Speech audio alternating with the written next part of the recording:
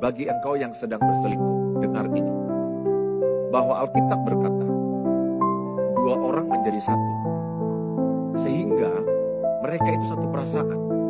Dalam firman Tuhan, dalam Alkitab jelas dikatakan bahwa dua menjadi satu.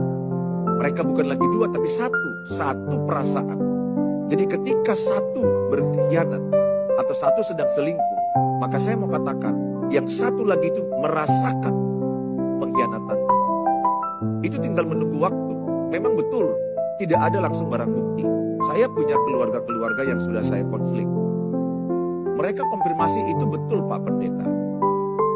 Karena memang Alkitab itu mengatakan dua menjadi satu. Awal-awalnya mereka cerita kepada saya beberapa ibu. Mereka berkata, saya nggak lihat langsung. Saya juga nggak dengar apa kata orang. Tapi kok perasaanku udah mulai tidak enak. Nah Allah berbicara kepada dia lewat perasaan. Perasaan itu pemberian Tuhan. Perasaan damai, perasaan gelisah. Diizinkan Tuhan terjadi. Ada kadang-kadang gelisah nggak enak. Bukan dari Tuhan gelisah. Tapi diizinkan Tuhan. Karena memang satu pasangannya yang satu lagi sedang berkhianat. Karena kita bilang mereka bukan lagi dua. Tapi mereka satu. Jadi menjadi satu.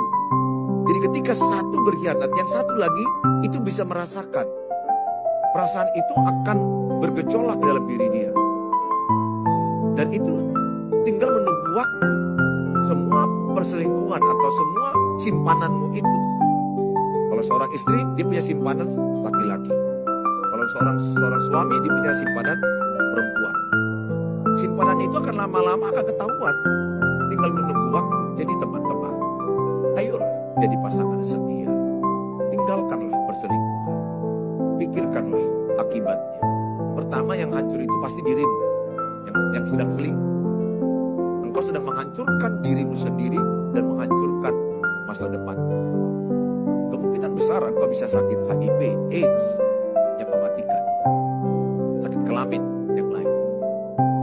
Dan engkau akan menjadi sakit mental. Karena engkau akan berpikir bagaimana tidak ketahuan handphoneku, bagaimana aku tidak ketahuan. Sakit mental namanya itu. Asal kau rumah pura-pura bermain-main, pura ramah. Tapi semua kepura-puraan itu akan tercium. Engkau lama-lama sakit jiwa. Sakit fisik, sakit jiwa. Yang pasti yang pertama engkau udah sakit rohani. Kalau sehat rohani, tidak mungkin kau selingkuh. Ya ingat, di dalam kekristenan pernikahan itu sekali sampai kematian memisahkan. Sehingga saya tegas sebagai pendeta berkata kepada engkau anak gadis, anak muda, hati-hati memilih pasangan hidup supaya engkau menikah sekali sampai kematian. Karena pernikahan kekristenan adalah hanya maut yang memisahkan. Saya hanya katakan kepada saudara, kalau saudara sedang berselingkuh, ketahuilah pasanganmu sudah mengetahui. Dan lama-lama itu tinggal dapat barang buktinya. Jangan sampai ada barang buktinya baru engkau mau mengaku. Sekarang mungkin FYP ini kena kepada TikTok atau kepada Instagram, Facebook. Saudara, tinggalkan dosa itu. Saya berdoa dalam nama Tuhan Yesus. Tuhan menyadarkan engkau. Roh Kudus menyadarkan engkau. Jangan lakukan. Ya, sama dengan kanker ada stadium 1, stadium 2, stadium 3, stadium 4 lanjut mematikan. Jadi kalau masih stadium 1 cepat kembali. Kalau masih hanya batas chatting-chatting, cepat kembali. Ya, ingat perselingkuhan itu diawali dengan chatting-chatting. Emitikon love, ketawa-ketawa, baru kemudian memuji-muji, menyanjung, makan berdua, janjian pergi, memberi hadiah, lama-lama kalian ke tempat tidur dan melakukan hubungan suami istri dengan terlarang. Jangan. Saya berdoa dalam nama Tuhan Yesus, engkau yang mendengarkan ini, jadilah pasangan setia.